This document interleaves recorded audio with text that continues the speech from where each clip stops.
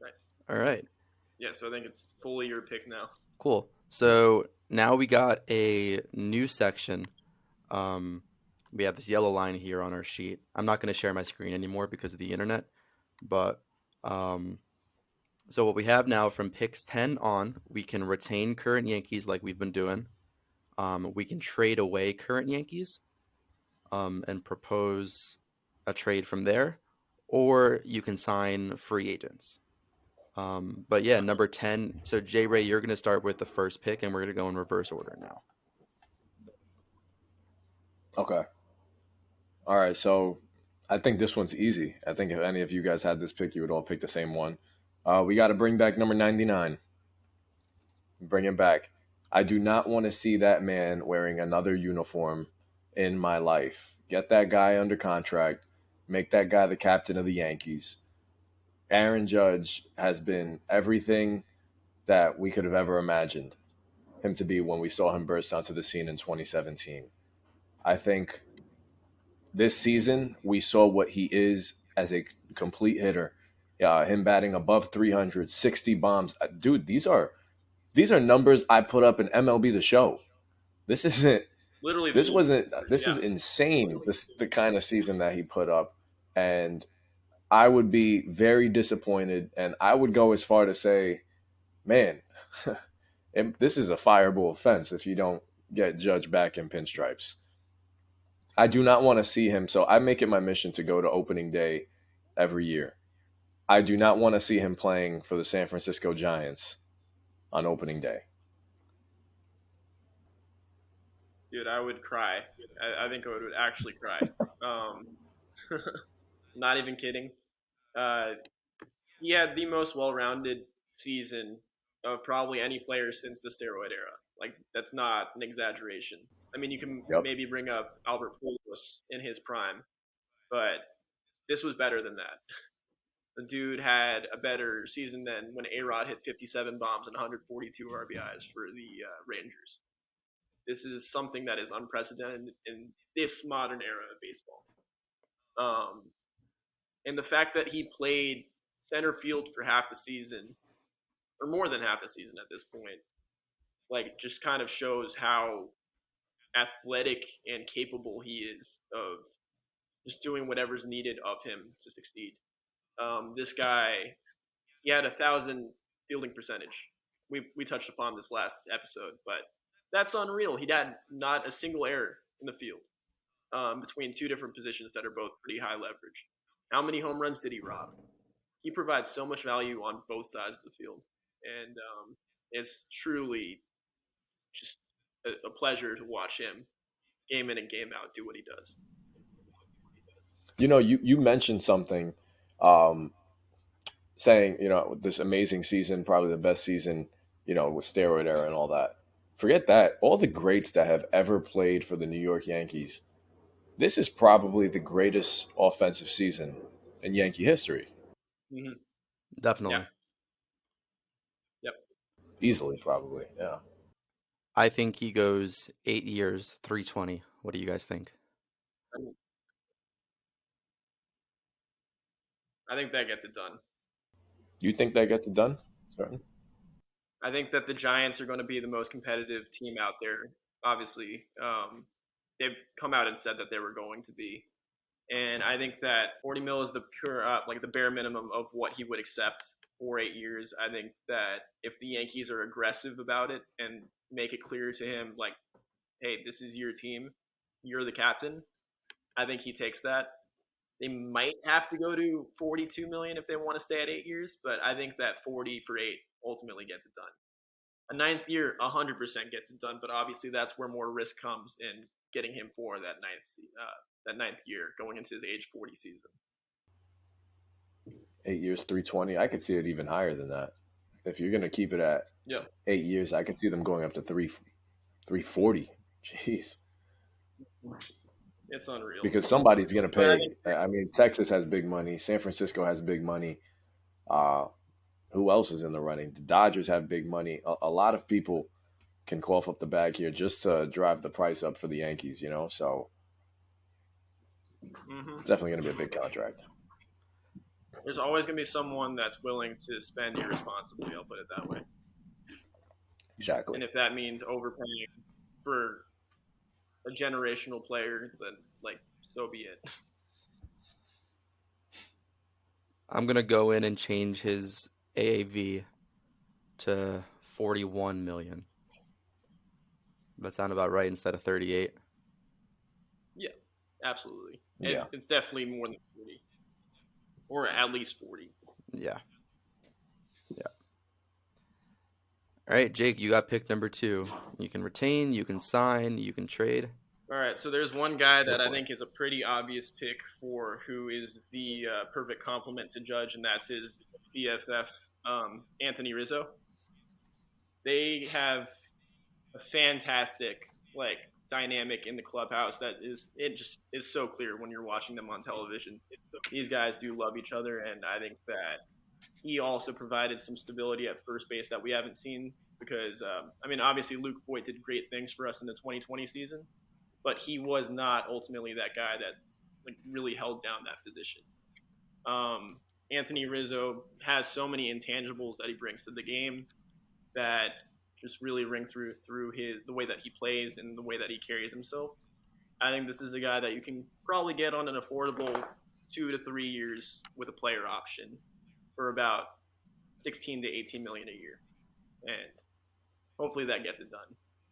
Yeah, I think Anthony Rizzo is the perfect person for the Bronx. His swing just plays so perfect for that stadium.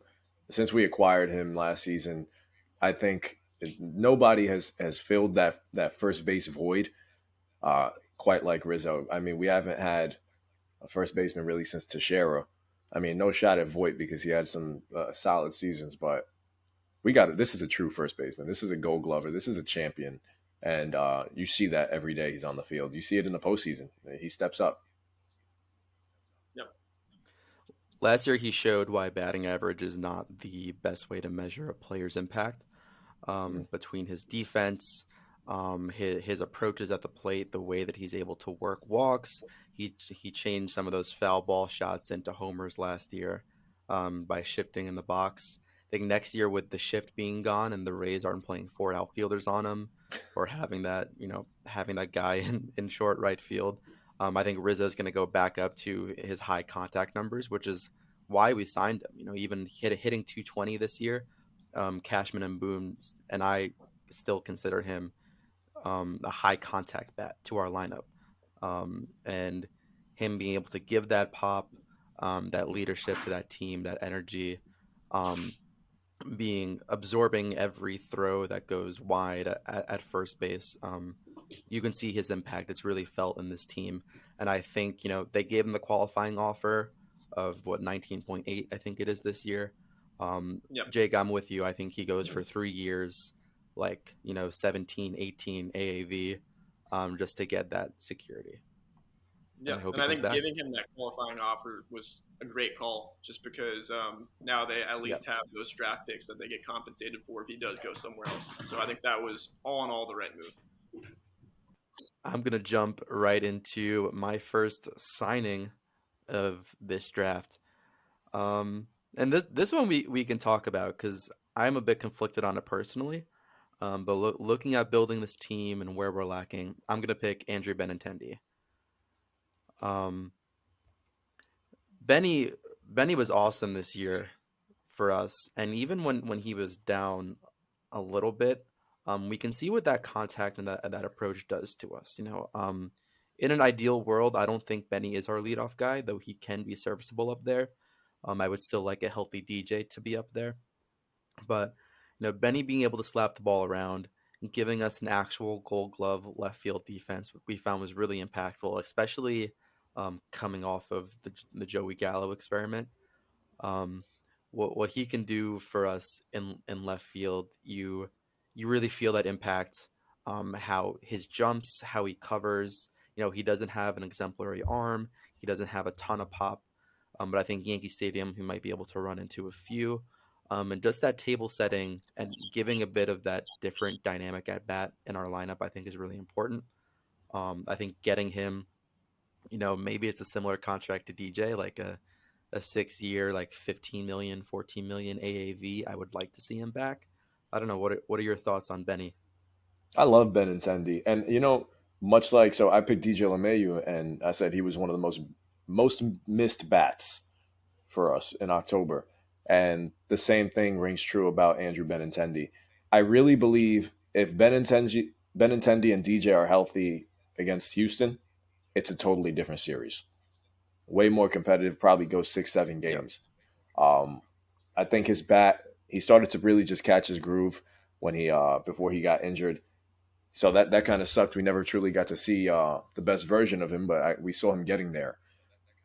I think a full season with the team, bringing that lefty bat, uh, you could put him in between Judge. He can lead off a game. I love Benny. He plays good defense too, and he's battle tested. Played in the biggest stages. He's been up against Houston in the ALCS before with Boston. He's won a World Series. So he's, like I said, he's battle tested, and I think he fits this team very well. And actually, when we traded for Joey Gallo, I was begging for us to acquire Benintendi instead. So a year too late, but it'd be nice to retain him maybe for what, 2, 3 years. Yeah, no, he's a great pick. Um, there's nothing to it. He's just like a pure hitter who he's going to give you a high average. He's going to get on base a lot because he slaps the ball around. He has a good eye. He's disciplined at the plate. He's just that veteran presence who's not too old where he's still athletic and he's able to move well around. Like he's a good enough outfielder. He won a Gold Glove.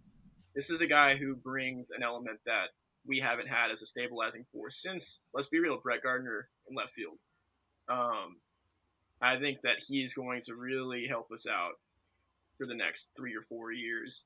And he's going to be reasonably affordable. I think he still might get a nice little payday of potentially 15 to 17 mil a year, because he was batting over 300 and his on base percentage was 380. And he is only, 28, 29 years old.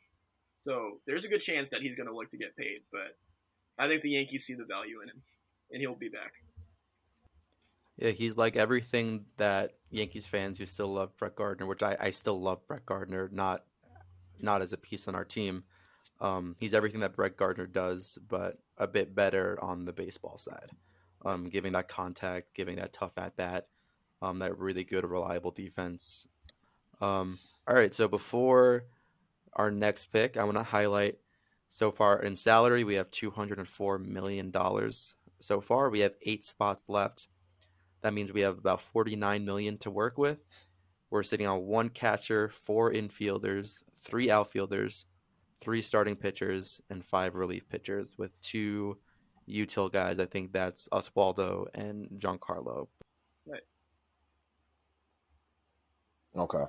So, all right, we can add a little bit to that. I'll add to some utility, a bench bat that I've been a big fan of for a long time, and he had a nice season with the Cardinals last year. I'm a big fan. I don't know about you guys, but I'm a big fan of Corey Dickerson. I love the lefty. I love the contact that he brings, and consistently, he's going to give you, a good at bat all the time. He's been a bench player now for a while, but a quality one at that. Since getting traded to St. Louis, he was batting 267. Uh, but he had a big stretch in time where he was just on base all the time. He's had seasons where, you know, you can't get the guy out for a stretch. And I think in a team that has so much swing and miss, it'd be nice to have a bat like that on the bench that you can trust, call upon to maybe fill in for a day for Giancarlo or Judge or Bader. You could even slide him in the DH spot. Uh, just a consistent bat. I would love to have. I would love to look at our bench and say, okay, this guy can hit power pitching. He can put that ball in play, and not worry too much about the strikeout. So yeah, Corey Dickerson, I think, is a very underrated player. I like that a lot. I like that a lot. And, I think that he would provide ultimately more value than what we got from Marwin Gonzalez as that bench piece, and he's a veteran who just knows how to hit and is pretty damn consistent throughout his career. So I have zero complaints with that. Yeah, no, that I really love. We're getting into the weeds here. Corey Dickerson hopefully going to be about a one more guy, giving that utility off the bench. I think he goes hopefully on a pretty friendly contract, maybe about 1 year for 8 or 10. Um, I don't know what you guys think in terms of contract wise, but yeah, I think he adds more value than Aaron Hicks does, which we'll see where we get with Hicks because we're on the books with him. But yeah, I love this Corey Dickerson pick. We want to add some dynamicism to this team, some balance, and I think he can really do that, like you said, J Ray. What do you guys think his contract is? So much like what you said, maybe a one year, $8 million contract. But I don't know if he's earned himself a bigger payday than that. Just read off a stat to you. In June, July, and August, this guy was batting. Well, in August he was batting 411.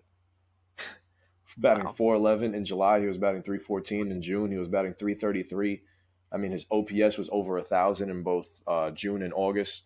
And this is playing. He was playing for a team that was fighting for a playoff spot for a large part of their season. So he was a big reason why they made it there too, or ran away with that division. So, like I said, I think he'd be a great piece for this offense. Veteran presence, I love it. He made what 9.1 million last year. That's what he would be looking to make. Yeah, I think it's well worth it for a year. J Ray on a pick number 27. So you said we needed some relief arms. Uh, I'm gonna turn back the clock a little bit. I'm gonna say let's bring back David Robertson, man.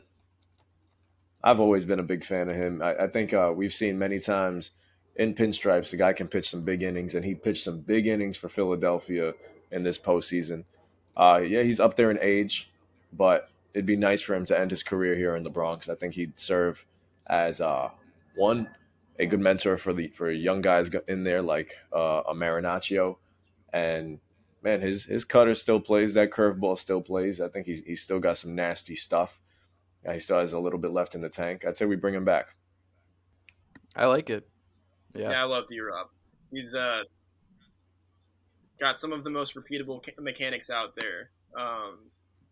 The dude is known as what Houdini for a reason. He got out of so many bases loaded, no out jams for us, and you can't overlook that. He proved that he's still a World Series caliber pitcher at his age currently. And I think him and, hey, if we want to look at another reliever, I'm not going to say we draft him, but Tommy Caley is also out there. And his stuff looks fantastic still. His changeup is still devastating. So there are two veteran relievers that the Yankees are very familiar with that are on the market. And I think that D-Rob is definitely a way to go, considering how healthy he's been and just how good he's been.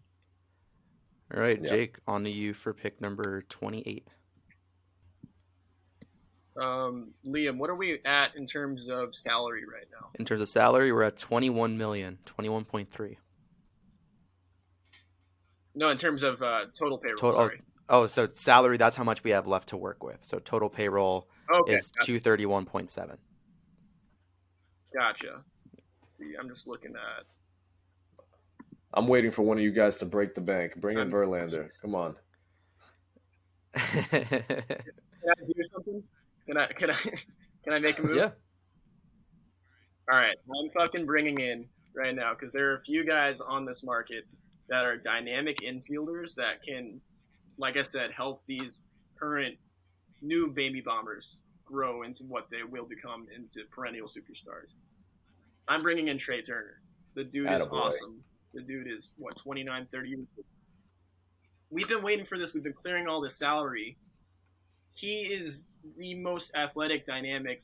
I know there's plenty of guys that you can go with. Like, you can't go wrong with the shortstop crop that you've got going on right now. He is a guy that is, like, proven that he's willing to bounce around second base, shortstop, third base.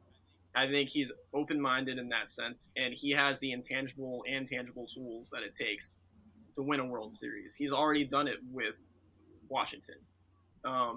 He's got 300 average going in. He will hit you 20 to 30 homers a season. He's probably a big triples guy. Like, the dude's going to provide like a quality OPS every year. He has everything you need out of a middle infield superstar, and that is our guy. Jake, from your mouth to God's ears, bro. Really, really. Yeah, I mean, Trey Turner gives everything you want in a baseball player. My only concern is the money if we can shell it. And I think Trey Turner is a guy willing to break the bank for. Um, he can project long. He can be our shortstop to start if the Yankees are uncomfortable about playing Peraza and Volpe right off the bat. He can project around the infield. He can be an outfielder for us.